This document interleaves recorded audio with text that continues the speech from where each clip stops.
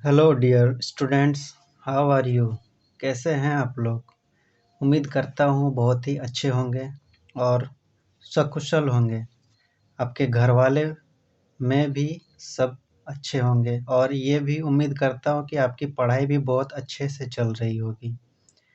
जैसा कि आप सबों को पता है कि आप सबों की बोर्ड की एग्ज़ाम्स अब नज़दीक ही हैं और आशा करता हूँ कि आपकी तैयारी भी बहुत ही बेहतर तरीके से चल रही होगी। बहुत ऐसे छात्र ऐसे होंगे जो अपनी पढ़ाई पूरी करके अभी रिवीजन में फ़ोकस किए होंगे और बहुत से अभी यही सोच रहे होंगे कि यार मैंने तो ठीक से अभी तक पढ़ाई भी नहीं की और एग्ज़ाम का पहाड़ भी नज़दीक आ गया। अब क्या करें, कैसे करें। तो स्टूडेंट्स, आपको चिंता करने की ज़रूरत बिल्कुल भी नहीं है। हाय, मैं विजय सर, आपका आप लोगों की ही चिंता को दूर करने के लिए प्रेज़ेंट हुआ हूँ। आप लोगों के लिए, आप लोगों की मदद के लिए, आप लोगों की सहायता के लिए, ताकि आप एग्ज़ाम्स का एक थोड़ा भी किसी भी तरीके का कोई भी प्रेशर ना लें। बोर्ड एग्ज़ाम्स के अनुसार जो भी इम्पोर्टेंट क्वेश्चंस हैं और जो हिटेड क्वेश्चंस हैं, मैं उन्हीं क्वेश्चंस को आपको बताऊँगा, उन्हीं क्वेश्चंस को आपको पढ़ाऊँगा। अगर आप शुरू से अंत तक रहकर पढ़ते हो मेरे साथ बिना वीडियो को स्किप किए, तो मैं आपको भरोसा दिलाता हूँ कि कमज़ोर से कमज़ोर छात्र भी मेरे इन क्वेश्चंस को रिवाइज़ करके, जो कि पूरी तरह से आपके बोर्ड एग्ज़ाम पर बेस्ड क्वेश्चंस हैं और ये वैसे क्वेश्चंस हैं जो पूरी तरह से नए जो सिलेबस है, जो नई सिलेबस है, कोरोना के बाद से तो गवर्नमेंट ने लगभग सभी बोर्ड्स को ये ऑर्डर दे ही दिया है कि 40% 30% जो सिलेबस का रेशियो है उसको घटाया गया है। ठीक है, तो उसी बिहाफ पे, वही न्यू सिलेबस के बिहाफ पे मैं आपको क्वेश्चंस तैयार करवाऊँगा और इन सारे क्वेश्चंस को अगर आप अच्छे से मन लगाकर मेहनत करके, पूरी लगन और मेहनत के साथ अगर आप पढ़ाई करते हो, तो मैं 100% आपको ये भरोसा दिलाता हूँ कि आप बहुत अच्छे से अच्छे नंबर्स ला पाओगे। बस आप मेरे इस चैनल पर शुरू से अंत तक बने हुए रहिएगा, पूरा वीडियो देखिएगा, वीडियो को एक ज़रा भी स्किप नहीं कीजिएगा। अगर आप स्किप कर दोगे तो शायद आपको अच्छे पॉइंट जहाँ पे मैं बताऊँगा शायद वही चीज़ आपके लिए छूट जाए। तो कोशिश कीजिएगा बिना स्किप किए हुए ही सारा वीडियो देखिएगा। और स्टूडेंट्स, यहाँ पे एक चीज़ मैं और बताना चाहूँगा और इस बात के लिए सॉरी कि ये जो मेरा वीडियो है, जो मैंने अभी तक आपको जो बताया, हो सके ये समझाने में मुझे थोड़ा लेट लग रहा हो, बट जब क्लास स्टार्ट होगा तो उसमें आपको बहुत ही अच्छा, बहुत ही मज़ा आएगा और हम लोग इस तरह से पढ़ेंगे कि मानो वो एक फ्री ऑफ टेंशन पढ़ाई हो, जिसमें किसी भी तरीके का उतना टेंशन लेना नहीं है। एकदम आराम-आराम से पढ़ेंगे हम लोग, कम-कम ही सवाल पढ़ेंगे, एवरीडे पढ़ेंगे और मैं ये गारंटी देता हूँ कि मैं जो क्वेश्चंस आपको पढ़ाऊँगा, जो क्वेश्चंस आपको बताऊँगा, अगर आप उन क्वेश्चंस को अच्छे से कर लेते हो, तो आपका बहुत ही अच्छा स्कोर आएगा। ठीक है? तो और मैं ज़्यादा नहीं और थोड़ा टाइम लूँगा, भले ही स्टार्टिंग में अभी थोड़ा टाइम लग रहा है। और हाँ, एक इम्पॉर्टेंट बात मैं ये आपको बता देना चाहता हूँ कि जो भी स्टूडेंट्स मेरे इस वीडियो को देख रहे हैं, प्लीज़ उनसे ये रिक्वेस्ट है कि आप जब भी पढ़ाई करें तो कॉपी और कलम दोनों साथ में लेकर के बैठें। ताकि जो क्वेश्चंस मैं बताऊंगा उन क्वेश्चंस को आप रिवाइज भी कर सको। और दूसरा चीज़ कि मैं वीडियो के दौरान कुछ ऐसे इम्पोर्टेंट पॉइंट भी होंगे जिनको भी मैं आपसे शेयर करूंगा, आप उनको नोट डाउन भी कर सकते हो। ठीक है, तो आप एक पेन और कॉपी लेके ज़रूर बैठो। और फ्रेंड्स, ऐसा भी होगा कि कुछ क्वेश्चंस आपको समझ में आएंगे या कुछ क्वेश्चंस नहीं भी आएंगे। तो जो क्वेश्चंस समझ में अच्छे से आ जाएंगे वो तो ठीक है, बट जो क्वेश्चंस समझ में नहीं आएंगे तो मैं आप लोगों को यही बताना चाहता हूँ कि आप एक बार उस वीडियो को या उस क्वेश्चंस को फिर से दोबारा देखने का कोशिश कीजिएगा। ठीक है, जिससे क्या होगा कि आपकी जितने भी डाउट रहेगी ना, वो डाउट पूरी तरह से क्लियर हो जाएगी। इसमें ये आपको एक ज़रा भी नहीं प्रॉब्लम होगा कि वो क्वेश्चंस मेरे दिमाग से बाउंस हो गया। ठीक है, जब भी इस तरह का कुछ भी मोमेंट हो, आप उस क्वेश्चंस को रिपीट करके एक बार देख लें। ठीक है, तो ये हो गया। और अब आइए, अब हम लोग स्टार्ट करते हैं क्योंकि बहुत ही लंबा हो गया स्पीच। तो उम्मीद करता हूँ कि सारे छात्र कॉपी और पेन लेकर के बैठ गए होंगे। ठीक है, तो अब मैं स्टार्ट करता हूँ।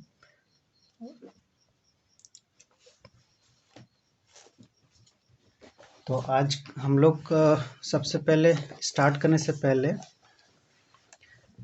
माँ सरस्वती की जो ये वंदना है, मैं आप सबों को से ये रिक्वेस्ट करता हूँ कि आप एक बार आंखें बंद करके और सच्चे मन से, सच्चे दिल से इस प्रार्थना को एक बार आप लोग मन ही मन बोलिए और मन ही मन माँ सरस्वती को याद कीजिए।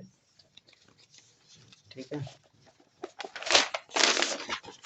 तो आते हैं हम लोग अब आज की पहले टॉपिक जो है। आज हमारा मैथ का पहला टॉपिक रहेगा। तो हम लोग मैथ में आते हैं। और जैसा कि आप लोगों को पता है कि आपके बोर्ड एग्ज़ाम्स में यानी मैथ्स फॉर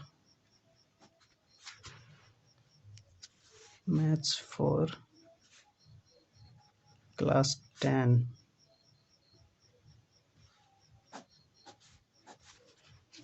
ठीक है, तो इसमें क्या होता है ना कि आपके बोर्ड एग्ज़ाम्स में, और ये बेसिकली मैं आपको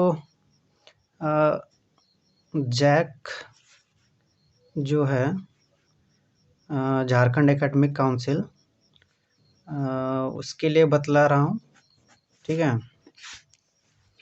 और जैसा कि आप लोगों को पता है मैथ्स में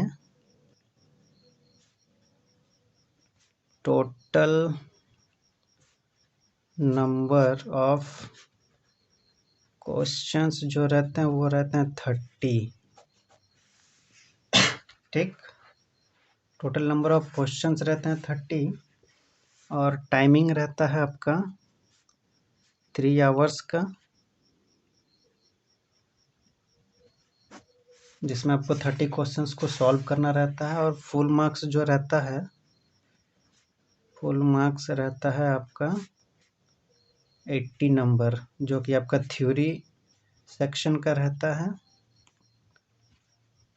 थ्योरी सेक्शन का। और आपका प्रैक्टिकल सेक्शन में रहता है आपका 20 मार्क्स। टोटल मिला के आपके होते हैं 100 मार्क्स।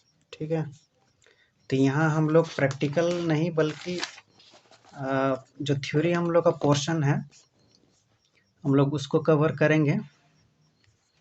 ठीक है, हम लोग यहाँ पे थ्योरी पोर्शन को ओनली कवर करेंगे। तो लेट्स बी स्टार्ट। एंड देखिए, यहाँ पे आपका मैथ्स में जो होता है वो, जैसा कि मैंने आप लोगों को बताया कि टोटल नंबर ऑफ क्वेश्चंस 30 रहते हैं, जो कि 4 खंडों में डिवाइडेड रहते हैं। पहला खंड पार्ट ए, फिर पार्ट बी, पार्ट सी और पार्ट डी। ठीक, तो पार्ट ए में जो रहते हैं आपके नंबर ऑफ क्वेश्चंस रहते हैं 10, ठीक है। And each number of questions 10 रहते हैं और ईच क्वेश्चंस जो रहते हैं वो आपके 1 मार्क्स के होते हैं, ठीक। उसी तरह से पार्ट बी का जो होता है वो उसमें आपका रहता है 5 क्वेश्चंस। इसमें 10 क्वेश्चंस रहते हैं, इसमें 5 क्वेश्चंस रहते हैं सॉरी 5 क्वेश्चंस रहते हैं। और ये 5 क्वेश्चंस जो रहते हैं वो प्रत्येक 2 मार्क्स के रहते हैं। मतलब ये जो होता है वो आपका 2 मार्क्स का होता है ईच, ठीक है, ईच क्वेश्चंस। उसी तरह से सेक्शन सी जो होता है, मतलब सेक्शन थर्ड जो होता है, इसमें आपके टोटल नंबर ऑफ क्वेश्चंस रहते हैं 10 क्वेश्चंस, ठीक। और ये प्रत्येक क्वेश्चंस रहता है 3 मार्क्स का,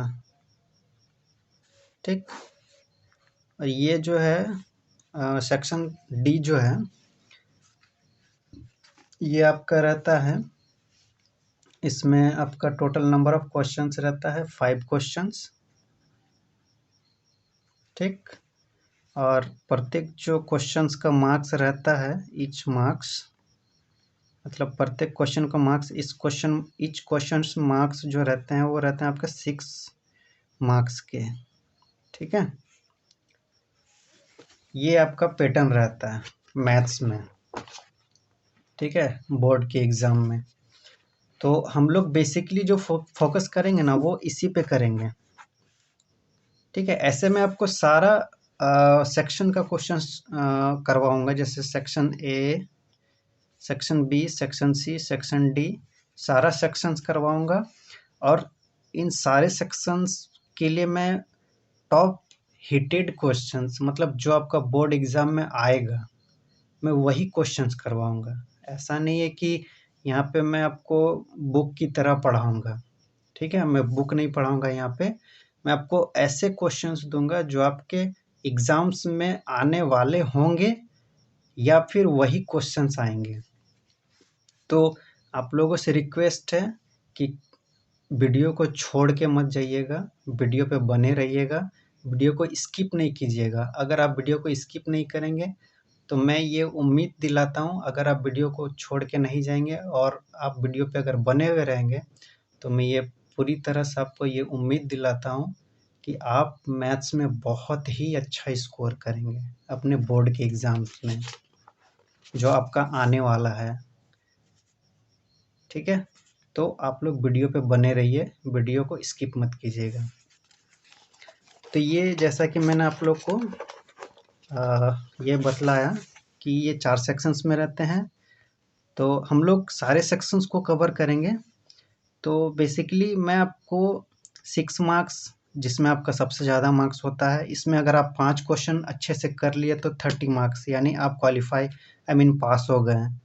फिर अगर आप इसको कर लेते हैं सेक्शन सी को 3-3 मार्क्स का, तो ये 30 नंबर दे देगा आपको, यानी ये 30 और ये 30 हो गए कितने, 60। फिर हम लोग को इसको करना है 2 × 5, यानी कितना हो जाएगा 10 मार्क्स। तो 60 और 10 70, और ये 1 मार्क्स का करना है 10 क्वेश्चन। तो हम लोग इसमें ज़्यादा फोकस नहीं करके हम लोग पहले इसमें इस सब में ज़्यादा फोकस करेंगे, ठीक है। तो इससे रिलेटेड मैं आपको पहले क्वेश्चन दे रहा हूँ और ये मैं समझा भी रहा हूँ। मैं जो भी क्वेश्चन दूंगा वो विथ क्वेश्चन विथ सॉल्यूशन दूंगा, ठीक है। ऐसा नहीं कि मैं आपको सिर्फ क्वेश्चन दे दूं उसका सॉल्यूशन ना दूं।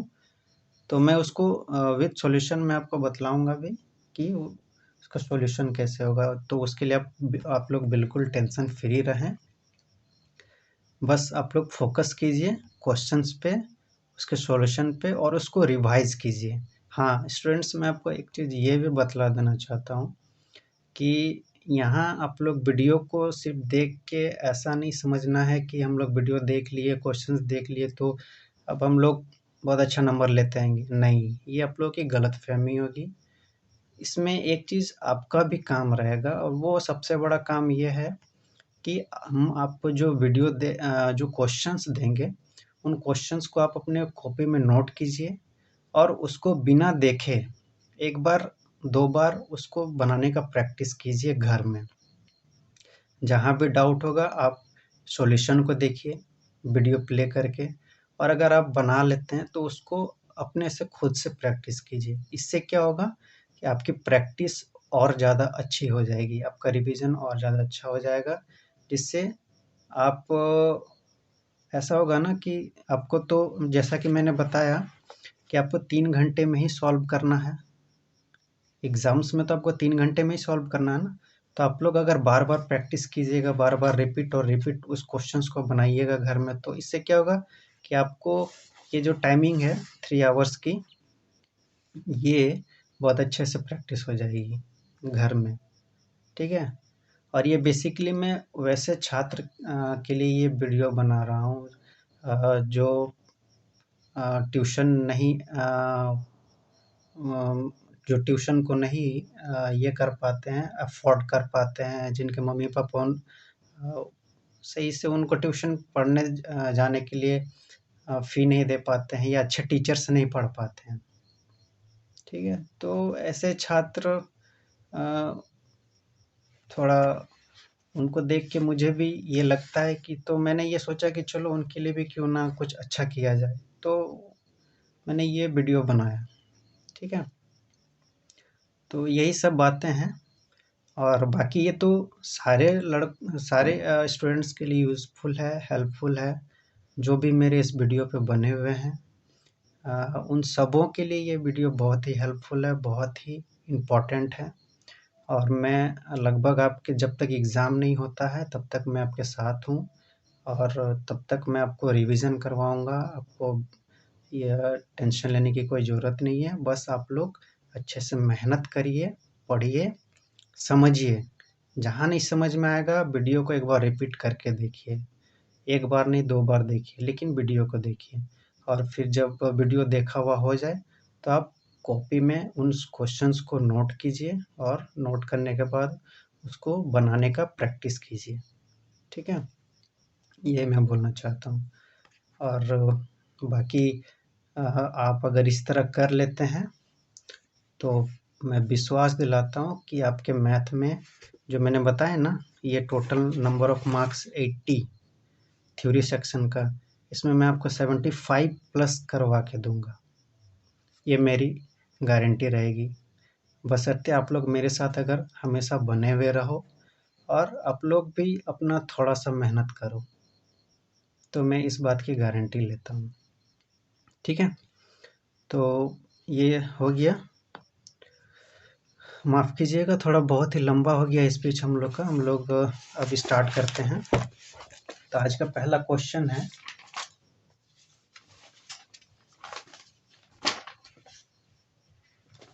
देखिए आज का पहला क्वेश्चन है, अच्छी प्रकार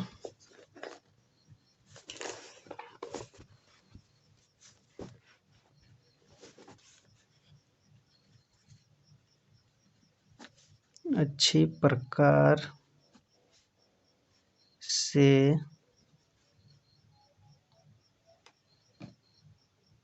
फेंटी गई, फेंटी, आप लोग को अच्छे से वीडियो दिखाई तो दे रही है ना? चलिए ठीक है। फेंटी गई 52 पत्तों की एक गड्डी, माफ कीजिएगा, में से एक पत्ता निकाला जाता है, इसकी प्रायिकता परिकलित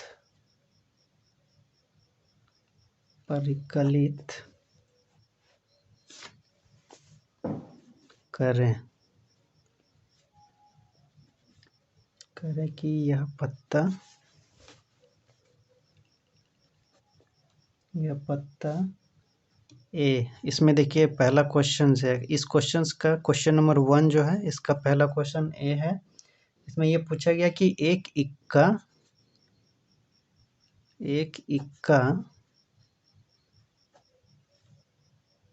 और बी, ये दूसरा क्वेश्चन है इसी क्वेश्चन का। एक इक्का नहीं होगा, एक इक्का नहीं होगा।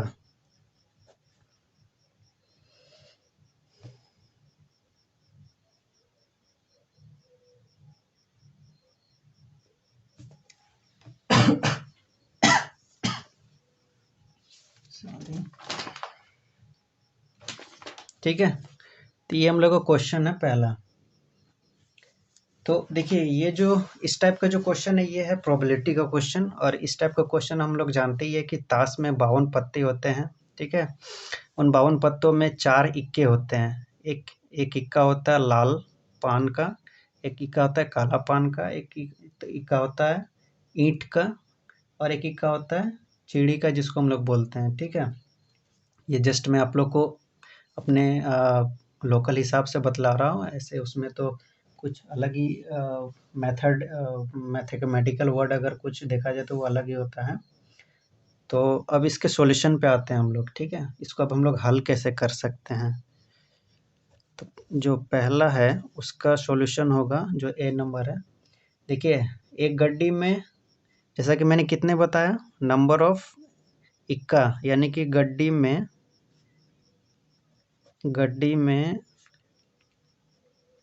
इक्के की संख्या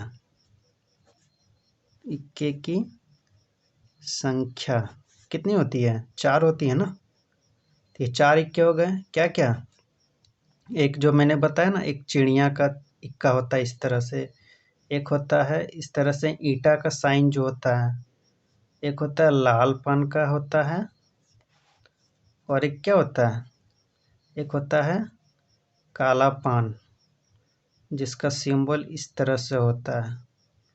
सॉरी अगर फिगर सही से नहीं बन रहा है तो, बट आप लोग समझ रहे होंगे मैं क्या बोलना चाह रहा हूँ। ठीक है, और बस इसी तरह समझते रहिए।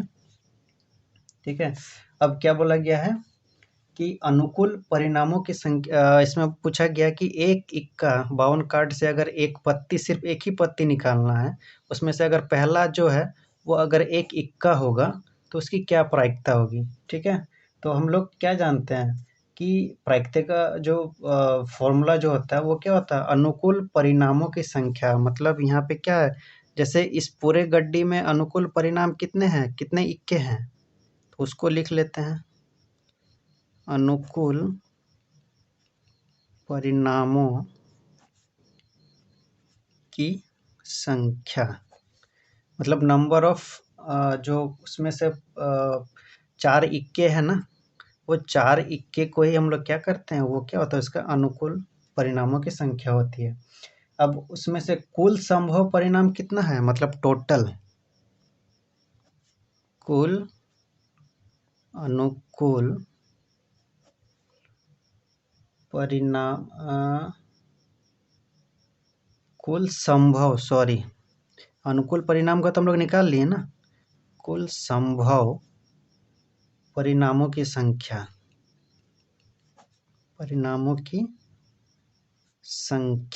तो ये कितना हो जाएगा 52। मतलब गड्डी में टोटल नंबर ऑफ कार्ड्स कितने होते हैं, 52 होते हैं।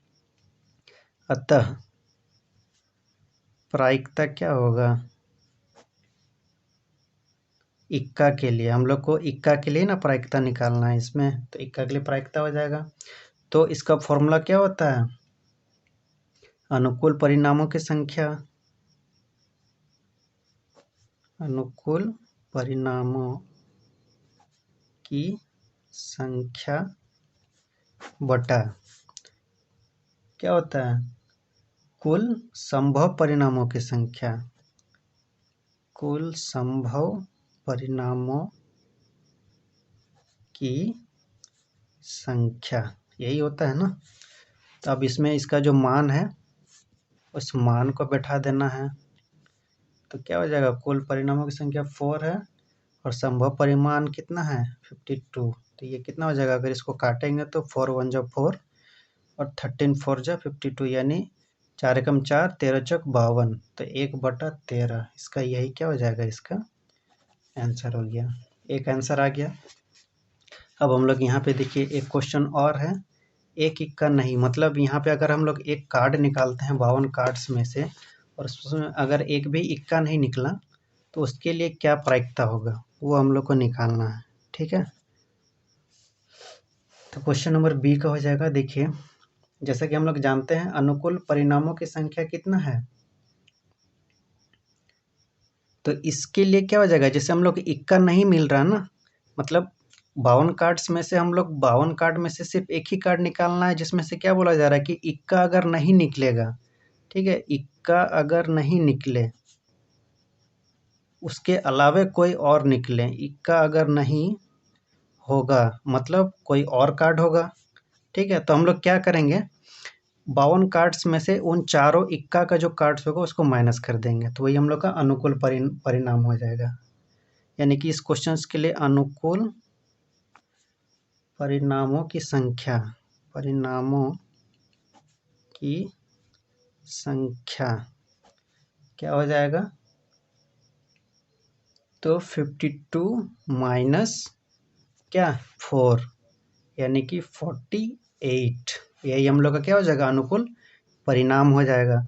अब और एक क्या निकालना होता है इसमें, कुल संभव परिणाम। ठीक है, तो इसका कुल संभव परिणाम कितना है, कुल संभव परिणामों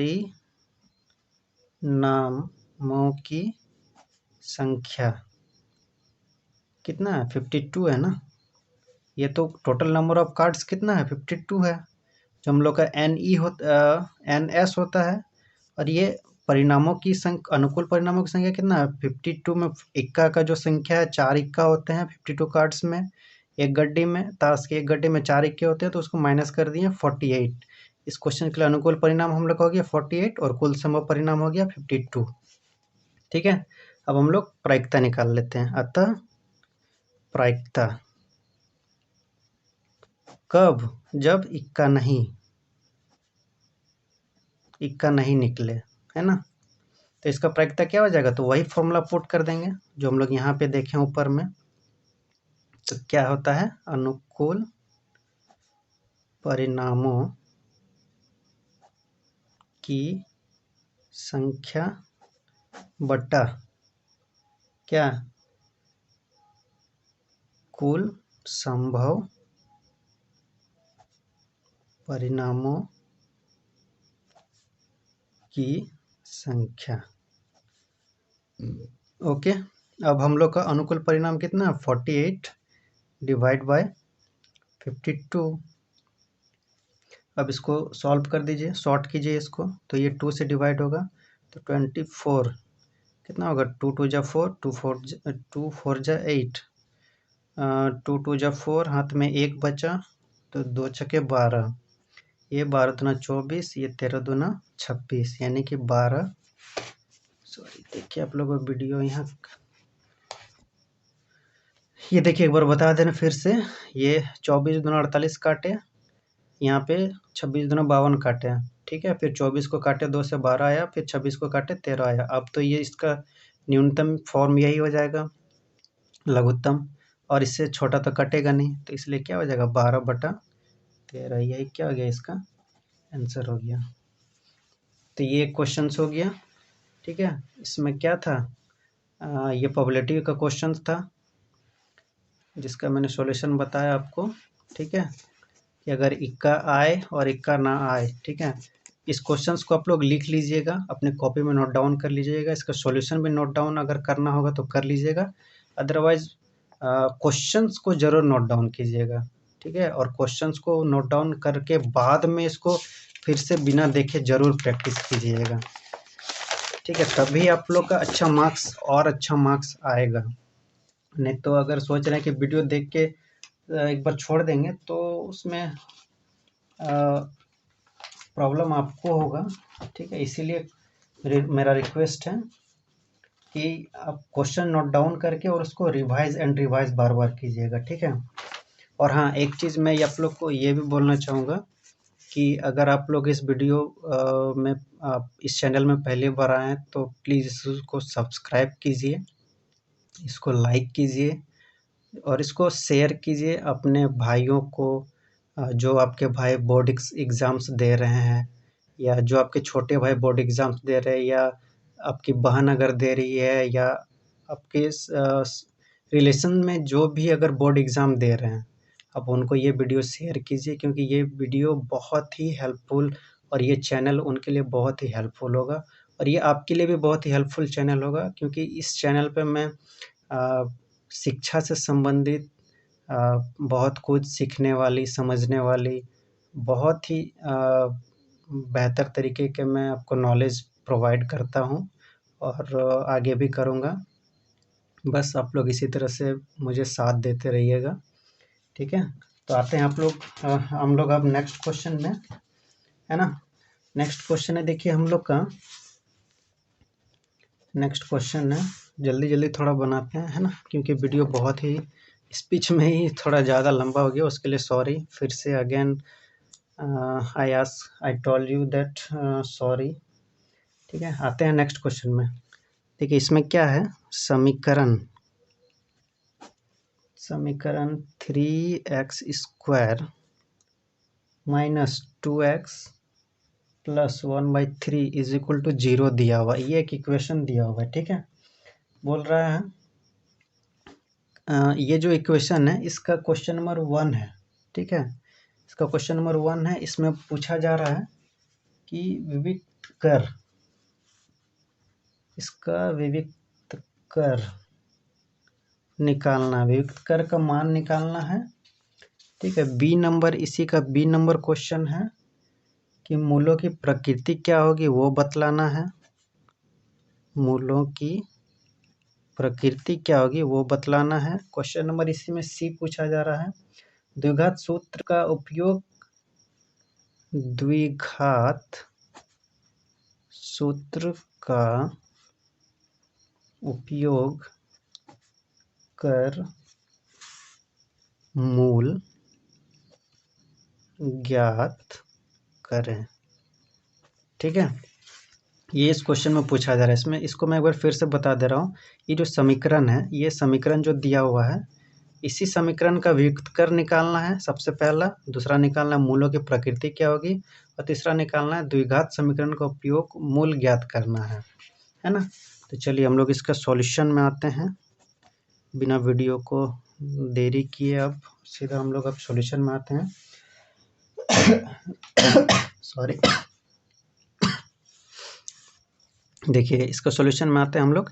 यहाँ पे जो दिया हुआ है a इक्वल टू क्या दिया हुआ है 3, b इक्वल टू इसका क्या हो जाएगा -2। देखिए a इक्वेशन का ये जो मान है, अच्छा सबसे पहले हम लोग इक्वेशन को लिख लेते हैं तब आपको और अच्छे से समझ में आएगा। 3x square minus 2x plus 1/3 is equal to 0, यही हम लोग का इक्वेशन है ना? इसको ध्यान रखना है, ठीक है? तो इसमें a ये हो गया 3, ठीक है? b हो गया क्या -2, देखिए यहाँ पे माइनस साइन है ना, तो इसके लिए -2 हो गया और c इसके लिए हो जाएगा क्या 1/3, पॉजिटिव है इसलिए पॉजिटिव, a में भी देखिए पॉजिटिव है इसलिए पॉजिटिव, नेगेटिव होता तो नेगेटिव लेते हैं, है ना? अब इसका विविक्त कर निकालना है, तो पहला नंबर है विविक्त कर, ये हम लोग को निकालना है पहला में। तो इसका फॉर्मूला होता है डी निकालने के लिए, विविक्त कर को हम लोग किससे शो करते हैं, डी से ना, स्मॉल डी से। तो small d is equal to क्या होता है बी स्क्वायर माइनस 4ac, ठीक है? अब इसमें क्या करेंगे, डायरेक्टली मान पुट कर देंगे। तो बी स्क्वायर यानी बी का मान कितना है हमारा, यहाँ पे देखिए बी का मान कितना -2 है ना, तो -2 का स्क्वायर हो जाएगा, -4 इंटू ए का मान कितना है +3 है यानी +3 है तो +3, सी का मान कितना है +1/3 है तो +1/3, 1 3 3 कट गया। अब देखिए -2 का होल स्क्वायर है तो 2 का होल स्क्वायर कितना होता है 4, और ये माइनस होल स्क्वायर रहने पे क्या होता है माइनस माइनस प्लस हो जाता है, तो 2 2 जा 4 माइनस, अब देखिए यहाँ पे क्या बच रहा है हम लोग के पास 3 3 कट गया, 4 1 जा 4, यानी 4 माइनस 4 क्या हो जाएगा 0। Negative positive always be 0। ठीक है। देखिए वीडियो में अगर सही से आपको अगर समझने में किसी भी तरीके की, बार बार मैं बता रहा हूँ, कोई भी दिक्कत हो तो आप लोग एक बार उसको रिपीट करके ज़रूर देखिएगा, चाहे वो कोई क्वेश्चंस में हो या किसी भी लाइन में हो। अगर आपको समझने में दिक्कत हो तो उसको एक बार रिपीट ज़रूर कीजिएगा। तो ये पहला का आंसर आ गया हम लोग का 0, है ना। अब देखिए इसी क्वेश्चन में जो बी है, बी के लिए हम लोग को क्या निकालना है, बी में मूलों की प्रकृति, है ना। तो मूलों की प्रकृति निकालना है अब हम लोग को। तो मूलों की प्रकृति, है ना। तो मूलों की प्रकृति, चूंकि d इज इक्वल टू क्या निकला हम लोग का, देखिए तो यहाँ पे चूंकि d इज इक्वल टू क्या निकला 0, है ना। ठीक है। अब यहाँ पे अगर d का मान 0 है, कोई नेगेटिव या पॉजिटिव नहीं, तो इससे क्या पता चलता है कि ये जो इक्वेशन है वो वास्तविक एवं समान है। मतलब अगर d इज इक्वल टू 0 हो गया तो इसकी प्रकृति क्या होती है, वास्तविक एवं समान। मतलब ये जो इक्वेशन है वो वास्तविक भी होगा और एक समान भी होगा। ये इसका आंसर हो गया।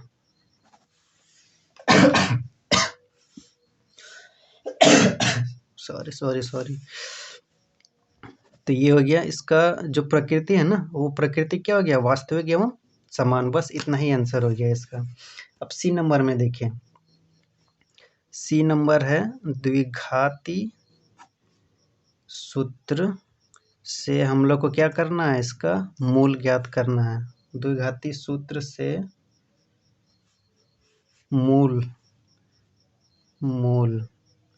तो ये क्या हो जाएगा, तो देखिए हम लोग द्विघात समीकरण का सूत्र जानते हैं, क्या होता है, x is equal to minus b plus minus under root d divide by 2a, यही होता है ना।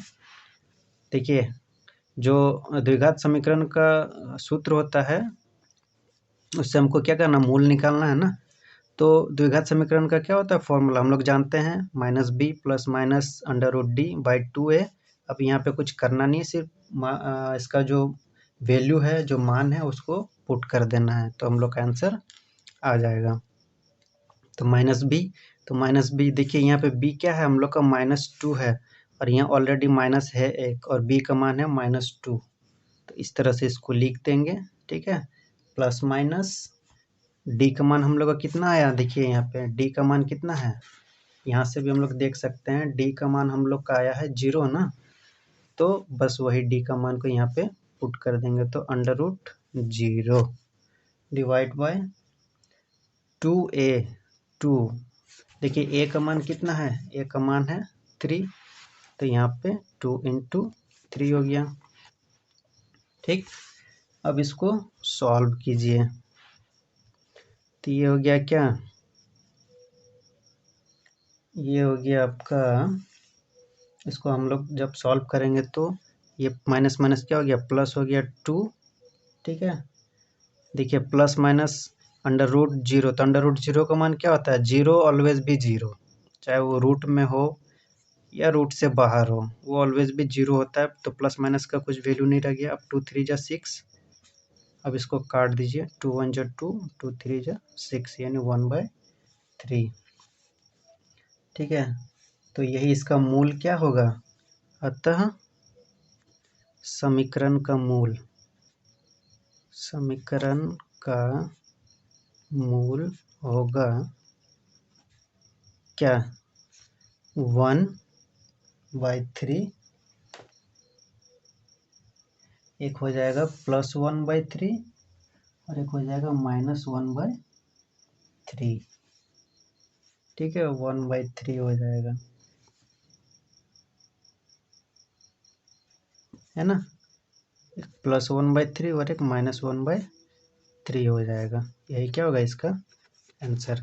इस पूरे क्वेश्चंस को, ये जो पूरा क्वेश्चन है ना, इस क्वेश्चन को अगर आप बहुत अच्छे तरीके से अगर कर लेते हैं रिवाइज, और बहुत अच्छे तरीके से अगर इस क्वेश्चन को समझ लेते हैं, तो ये क्वेश्चन पता है आपको कितना मार्क्स दे जाएगा? 6 मार्क्स।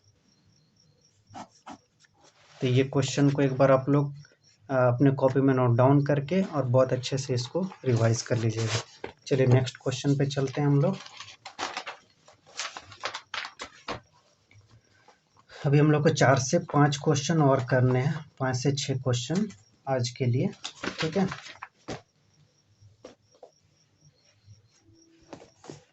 क्योंकि वीडियो की लेंथ आज की जो है ना बहुत ज़्यादा हो गई है, तो और 3 से 4 क्वेश्चन और बताऊंगा मैं, है ना। वो भी जल्दी जल्दी फटाफट फटाफट करते हैं। ऐसी 2 संख्याएं ज्ञात। उसके बाद मैं जब अगली वीडियो डालूंगा ना तो उसमें मैं आप लोग को ज़्यादा क्वेश्चंस करवाऊंगा, ठीक है। अभी फटाफट फटाफट हम लोग करते हैं क्योंकि वीडियो की लेंथ थोड़ी ज़्यादा हो गई है आज, है ना। बस आप लोग को थोड़ा समझाने में थोड़ा ज़्यादा टाइम लग गया, उसके लिए मैं क्षमा चाहता हूँ। बट आप लोग थोड़ा इस चीज़ को समझिए और जो मैंने बतलाया उस चीज़ को फॉलो कीजिए, है ना। अगर वीडियो अच्छी लग रही हो तो लाइक कीजिए, सब्सक्राइब कीजिए और शेयर भी ज़रूर कीजिए। तो ये क्या है क्वेश्चन? ऐसी 2 संख्याएं ज्ञात करें जिनका योग 27 हो और गुणनफल 182 हो, ठीक है। इसका हम लोग सॉल्यूशन पे आते हैं। माना कि संख्याएं, ये क्वेश्चन है, ये सॉल्यूशन।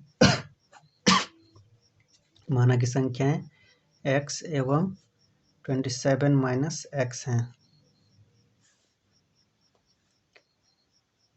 अकॉर्डिंग टू क्वेश्चन, प्रश्न के अनुसार या प्रश्न से, ठीक है, x इंटू 27 माइनस एक्स, यही ना क्वेश्चन हम लोग को बोला गया, इज इक्वल टू कितना है 182। क्या बोला गया क्वेश्चन में? यही ना कि जिनका योग 27 हो और गुणनफल 182 हो, तो योग क्या होगा? यही हो जाएगा ना।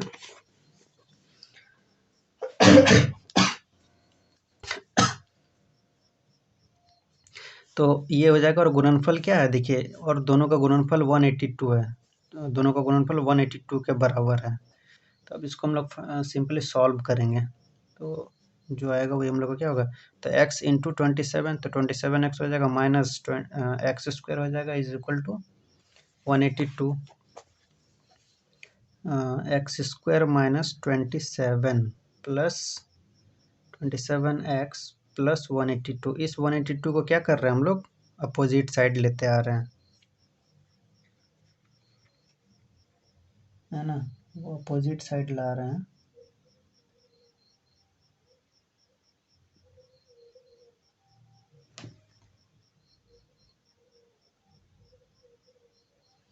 तो ये माइनस ना होगा, हम लोग प्लस क्यों कर रहे हैं? ये माइनस हो जाएगा, ठीक है। 182 इज इक्वल टू 0। अब देखिए इसको हम लोग फैक्टराइज करते हैं, ठीक है। फैक्टराइज करना आप लोग को तो आता ही होगा, आप 10 क्लास के स्टूडेंट हैं तो इतना तो ज़रूर आप लोग आता होगा। तो हम लोग डायरेक्ट कर रहे हैं, ठीक है। या फिर नहीं आ रहा तो थोड़ा सा मैं आप लोग को बतला देता हूँ कि फैक्टराइज हम लोग कैसे करते हैं। ये जो बड़ी संख्या होती है ना, और ये जो x के टर्म में जो संख्या होती है, इस बड़ी संख्या को हम लोग ऐसे टर्म में तोड़ते हैं कि x जो के टर्म का नंबर है, ये जो संख्या है, ये इस पूरे संख्या को मल्टीप्लाई कर दे। मतलब क्या, इन इस संख्या में इस संख्या को ऐसे तोड़ेंगे x वाले संख्या को कि इन दोनों का सम इसके बराबर हो और वो जो तोड़ेंगे उसका मल्टीपल इसके बराबर हो, है ना। तो देखते हैं, तो ये क्या हो जाएगा -13, ये एक्स स्क्वायर तो है ही, 13x minus 14x plus 182, sorry minus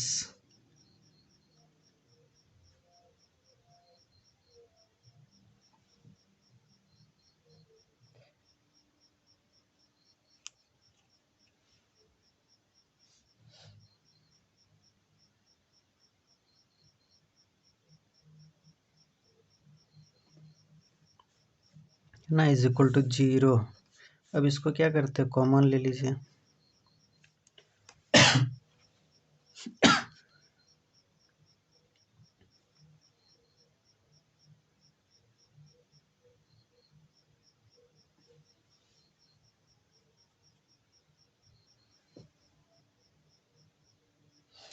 अच्छा, यहाँ देखिए, यहाँ एक चीज़ हम लोग और है ना, इसमें हम लोग क्या करते हैं, माइनस को हम लोग इधर कॉमन निकाल लेते हैं। ठीक है, यहाँ देखिए, यहाँ पे ये माइनस जो था ना, इसको हम लोग कॉमन लेके बाहर ले गए और उधर ले गए तो ये प्लस में बदल जाएगा। ठीक है, तो ये प्लस हो जाएगा। तो अब देखिए यहाँ पे इसमें कॉमन निकाल लेते हैं, तो एक्स, यहाँ एक्स बच गया माइनस, ये कितना बच गया 13, माइनस यहाँ 14, एक्स यहाँ माइनस प्लस माइनस हो गया 13 इज इक्वल टू 0। तो ये हो जाएगा एक्स माइनस 14 और एक टर्म बन जाएगा x minus 13 is equal to 0।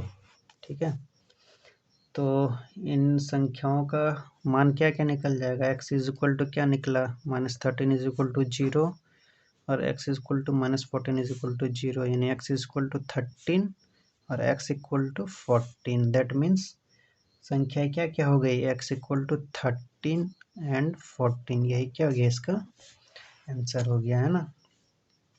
ये क्वेश्चन भी अगर आप लोग अच्छे से समझ गए होंगे तो ये क्वेश्चन रिवाइज कीजिए, ये भी आपको 6 मार्क्स का क्वेश्चन देगा। ठीक है, चलिए नेक्स्ट क्वेश्चन में आते हैं।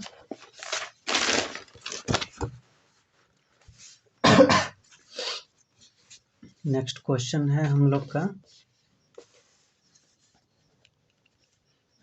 सिद्ध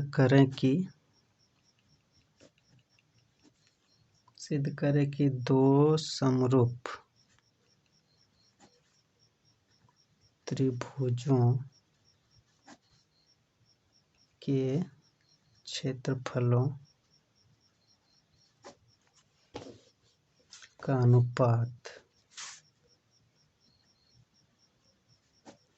अनुपात उनकी संगत भुजाओं के वर्गों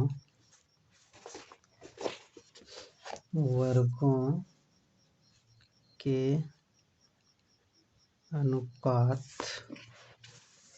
अनुपात के बराबर होता है। ये देखिए एक थ्योरम है और ये भी थ्योरम आपका एग्जाम्स में पूछता है, जो कि आपका 6 मार्क्स का होता है ना।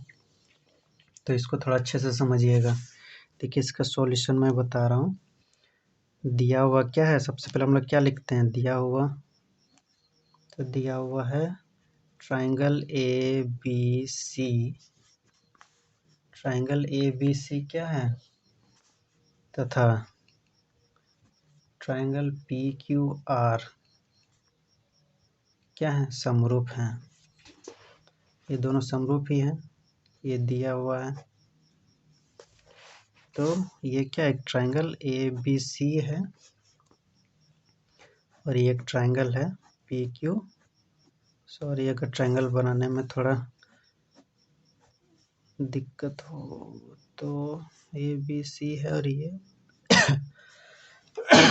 पी क्यू आर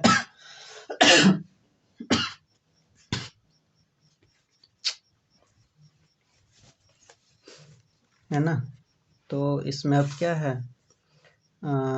हम लोग क्या करेंगे, इसमें एक परपेंडिकुलर डालेंगे, ये एम इसका नाम दे देते हैं और इसमें भी एक परपेंडिकुलर डालेंगे, इसका नाम एन दे देते हैं। ठीक है, यहाँ तक समझ में आ गया।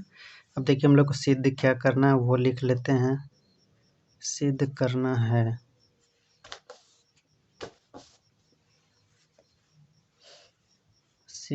है हम लोग को कि भुजाओं के वर्गों का जो अनुपात है वो भी क्या है, मतलब सिद्ध करना है कि समरूप त्रिभुजों के क्षेत्रफलों का अनुपात उसके संगत भुजाओं के वर्गों के अनुपात के बराबर होता है ना। तो area of triangle A B C is divide by area of triangle P Q R is equal to A B square divide P Q square equal to B C square divide Q R square equal to A C square divide P R square. मतलब इसका क्षेत्रफल अगर बराबर है तो ए B का जो A B भुजा जो है इसका स्क्वायर और पी क्यू का जो पी क्यू आर का जो भुजा पी क्यू है इसका स्क्वायर दोनों आपस में क्या होंगे बराबर होंगे। उसी तरीके से बी सी भुजा जो है इसका स्क्वायर और डिवाइड क्यू आर का स्क्वायर का जो अनुपात होगा वो बराबर होगा, है ना। मतलब इन दोनों का अनुपात होगा। उसी तरीके से ए सी का स्क्वायर अनुपात पी आर का स्क्वायर होगा। ठीक है, समझ रहे हैं ना। तो हम लोग रचना क्या किए, इसमें रचना किए लंब डाले ना, तो ए एम लंब बी सी तथा पी एन लंब क्यू आर। ठीक है, अब हम लोग क्या करते हैं, प्रमाण में चलते हैं, इसको हम लोग प्रमाणित करते हैं अब। ठीक, देखिए ये जो थ्योरम जो होता है ना, हर एक स्टेप पे आपको मार्क्स देता है। ठीक है, ये थ्योरम आपका हर एक स्टेप पे मार्क्स देता है। ये जो हम लोग स्टेप लिखते हैं ना, ये हर एक स्टेप आपका मार्क्स देता है, इसलिए हर एक स्टेप को कंटिन्यू लिखिएगा, छोड़िएगा मत एग्जाम में कुछ भी, क्योंकि वही आपका मार्क्स देता है। प्रमाणित करते हैं तो चूंकि ट्राइंगल ए बी सी क्या है, ट्राइंगल पी क्यू आर का समरूप है ना। ठीक है, समरूप है, इसलिए angle A equal to angle P होगा, एंगल बी इक्वल टू क्या होगा, एंगल क्यू होगा, और angle C equal to angle R होगा। इसको इक्वेशन क्या मान लेते हैं, 1। ठीक है, और A B by P Q equal to क्या हो जाएगा, B C by Q R, A C by P R हो जाएगा। ठीक है, उसी तरीके से A B square by P Q का स्क्वायर इज इक्वल टू क्या होगा, बी सी का square divide by Q R का square equal to A C का square divide by P R का स्क्वायर। इसको मान लेंगे इक्वेशन 2। ठीक,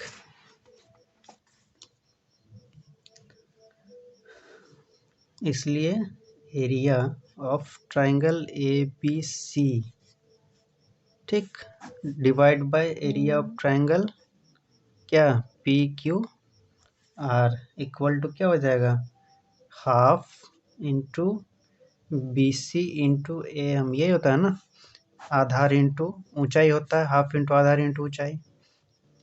तो ट्राइंगल ए बी सी का आधार क्या है, बी सी है, और ऊंचाई क्या है, ए एम है। उसी तरीके से P Q R half into आधार क्या है, क्यू आर है इसका आधार, इंटू इसका ऊंचाई कितना है, पी एन है। ठीक है,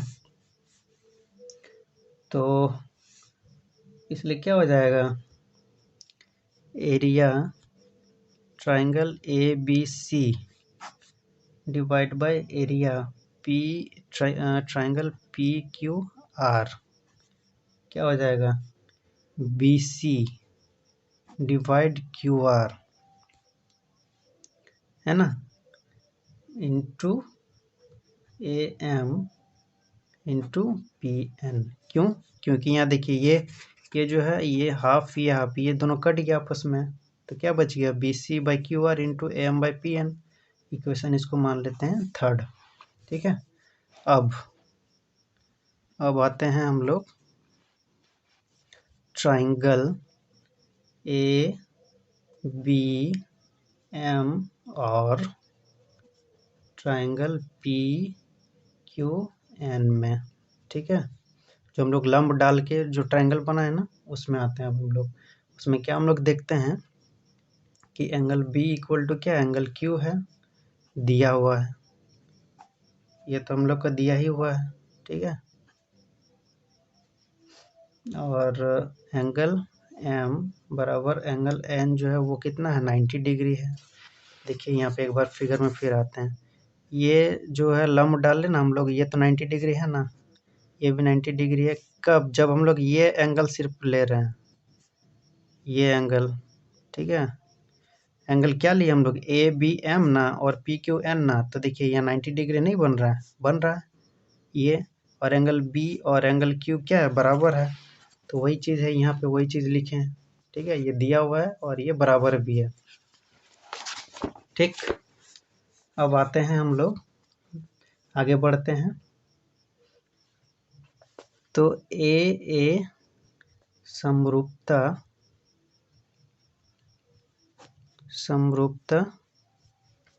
उपप्रमेय से, एंगल क्या? समरूपता उपप्रमेय से, ठीक है। ट्रायंगल ए बी एम समरूप ट्रायंगल पी क्यू एन, ठीक है। इसलिए ए एम बटा P N is equal to A B divide P Q.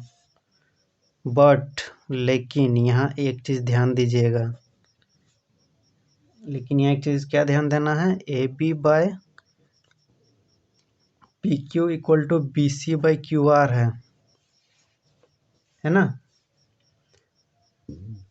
इसलिए क्या हो जाएगा? A B by P Q equal to क्या हो जाएगा?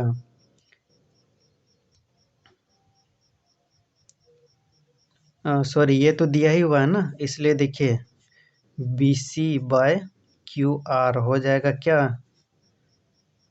ए एम बाय पी एन। देखिए यहाँ से ये A B by P Q जो है ना, इसको हम लोग क्या मान लिए? ये जो बराबर दिया हुआ, तो इसके जगह पे हम लोग A M by P N लिख दिए, यानी B C by Q R बराबर किसके हो गया? A M by P N के, ठीक है ना। अब आते हैं हम लोग समीकरण 3 से। समीकरण 3 से जो हम लोग समीकरण 3 में जो हम लोग उसको देखे थे, समीकरण 3 जिसको माने थे, उसी का यूज़ करते हैं। Area of triangle A B C divide area of triangle P Q R equal to क्या? B C by Q R into B C by Q R is equal to क्या हो जाएगा? बी सी स्क्वायर बाय क्या हो जाएगा? Q R का square होगा ना, क्योंकि ये दोनों आपस में मल्टीप्लाई हो रहा है अपने से खुद से, तो स्क्वायर में बदल जाएगा। उसी तरीके से समीकरण 2 में देखते हैं। समीकरण 2 से फ्रॉम इक्वेशन 2, ठीक है। Area of triangle A B C divide area of triangle P Q R है ना, is equal to A B का स्क्वायर डिवाइड पी क्यू का square equal to B C का square divide by Q R का square equal to B C का square divide by P R का square. देखिए तीनों आपस में प्रूव्ड हो गया, दिस इज प्रूव्ड, ठीक है ना। ये हम लोग को प्रूव करना था कि triangle A B C divide by area of triangle P Q R is equal to A B का स्क्वायर बाई पी क्यू का square is equal to B C का स्क्वायर बाई क्यू आर का square is equal to B C का square by P R का square, that is proved, ठीक है। ये हम लोग को प्रूव करना था, और ये भी आप लोग को कितना मार्क्स देगा? 6 मार्क्स देगा।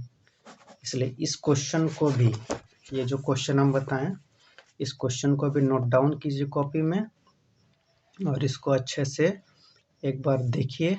नहीं समझ में आया इसको एक बार फिर से रिपीट करके देखिए, और रिपीट करने के बाद इसको एक बार खुद से बनाइए, कम से कम 2 से 3 बार, ठीक है। ये सब क्वेश्चन मैं जितना भी आप लोग को बतला रहा हूँ ना, ये बहुत ही इम्पोर्टेंट क्वेश्चन है, और यही क्वेश्चन बोर्ड एग्ज़ाम में आएंगे, ठीक है। इसीलिए आप इन जितने भी क्वेश्चंस को मैं करवा रहा हूँ, जो भी क्वेश्चंस आप लोग को बतला रहा हूँ, ये बहुत ही हिटेड, बहुत ही मोस्ट इम्पोर्टेंट क्वेश्चन मैं करवा रहा हूँ और यही क्वेश्चन जितना क्वेश्चन मैं आपको करवाऊँगा, मैं आप लोग को ये भरोसा दिलाता हूँ कि आपकी जब तक बोर्ड के एग्ज़ाम्स नहीं होते हैं, तब तक मैं आपके साथ बना हुआ हूँ।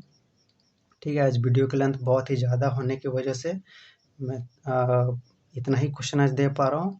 मैं कल से या नेक्स्ट वीडियो में जब भी आप लोग के लिए लाऊँगा, तो मैं कोशिश करूँगा कि उसमें मैं अब ज़्यादा से ज़्यादा क्वेश्चंस दूँ, ठीक है?